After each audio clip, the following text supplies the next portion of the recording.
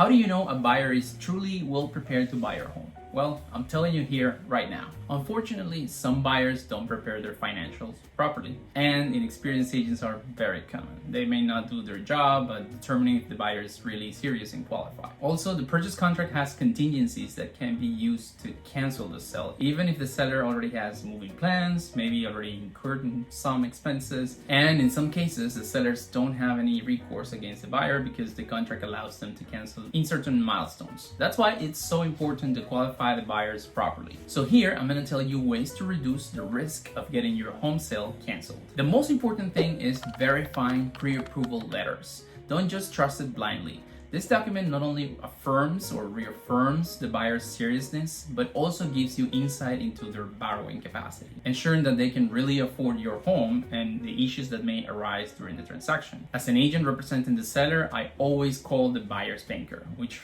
they are typically very good at dodging questions and saying they cannot answer things due to privacy, but my way around it is to ask them which documents they reviewed to qualify that buyer, which talks more about their process than the buyer's information. And bankers are usually very interested in closing the deal, so in their attempt to help the buyer in the call, I usually get useful information that I can judge on my own. It's kind of an art, but you can get a sense of the quality of the buyer by the way they answer the questions. Now, in a market as competitive as Miami, cash offers are not uncommon. So in the case of a cash offer or a cash buyer, ask for proof of funds. This can be in the form of a bank statement or a letter from their financial institution. I prefer the latter because now you can call and verify the authenticity of such letter. To do this, I even research the banker online with tools that help me get the contact information by myself independently, and then forward the letter to an email that I found on my own, not the email that the letter has, and ask them if they wrote that letter. They're not going to be able to answer details about the buyer, but they can answer yes or no to that question. And that's sufficient.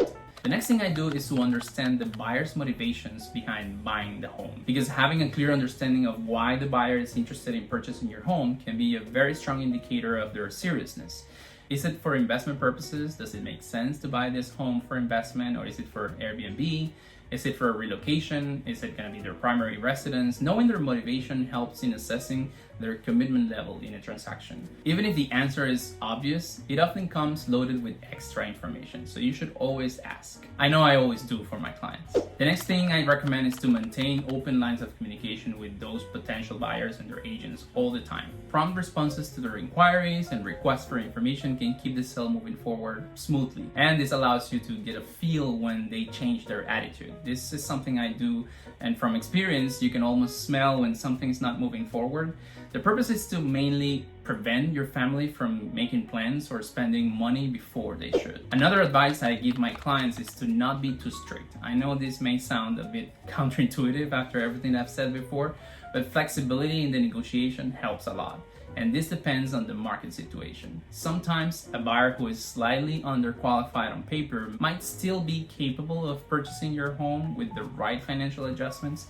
These buyers are often even willing to pay a bit more than others because they understand their limitations. And they can, for example, offer to pay a bit more in exchange for a seller credit to help them afford the closing costs or down payment. So account for this in advance and you'll be prepared. Finally, in all this process, just trust your instincts. While all the checkboxes might be ticked, your instincts about a buyer can also serve as a valuable tool. If something feels off during your interactions, it's worthwhile to take the time to ask more questions and get people speaking more about their plans to see if you feel reassured from their answers or start seeing more red flags. By implementing these strategies, you not only increase your chances of finding a qualified buyer, but also pave your way to a smoother sale of your home. But it is important to always have more than one offer and be able to pick from the best. If you want to learn how to create a multiple offer situation on your home sale, take a look at the video that I'm going to put here. Thanks for watching, and please know that I make these videos with your best interests in mind. Follow me to see more, or if you're seriously considering selling, book an appointment in my website, westofbrickell.com.